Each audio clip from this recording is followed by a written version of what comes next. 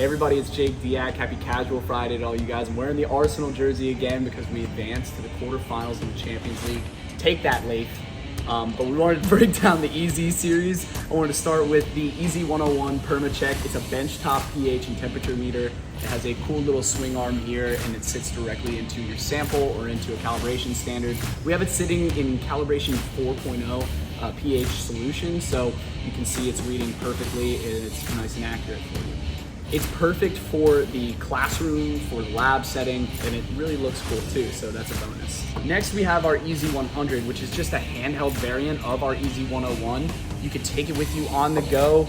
It again reads for pH and temperature. You would just take your pH pen, you dip it, and then you get the live residual directly on the screen.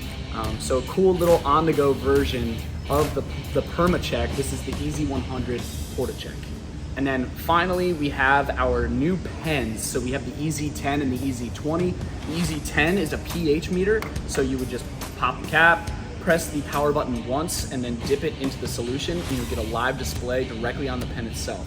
And that does pH and temperature. It'll switch between values on the display itself. And then the EZ20 is our latest addition to the EZ series.